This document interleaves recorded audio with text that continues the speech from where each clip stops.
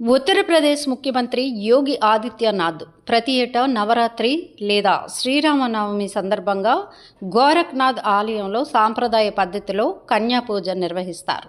ఈ కార్యక్రమంలో భాగంగా ఆయన బాలికలను నవదుర్గ స్వరూపులుగా భావించి వారి పాదాలు కడిగి పూజించి తిలకం దిద్ది భోజనం వడ్డించి బహుమతులు దక్షిణ సమర్పించి వారి ఆశీర్వాదం తీసుకుంటారు.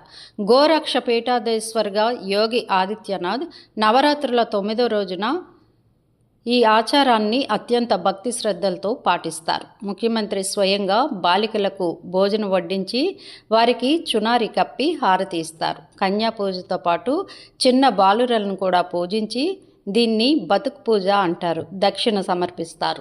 చైత్ర నవరాత్రి సందర్భంగా జరిగిన ఒక కార్యక్రమంలో యశస్విని అనే చిన్నారి యోగి ఆదిత్యనాథ్కు బుల్డోజర్ బొమ్మను బహుమతిగా ఇవ్వగా దానికి ఆయన సంతోషం వ్యక్తం చేశారు. ఈ కార్యక్రమం రాష్ట్రంలో మాతృశక్తికి, మహిళా సాధికారతకు గౌరవ సూచనగా గోరఖ్పూర్లో ప్రతి సంవత్సరం అత్యంత వైభవంగా జరుగుతోంది.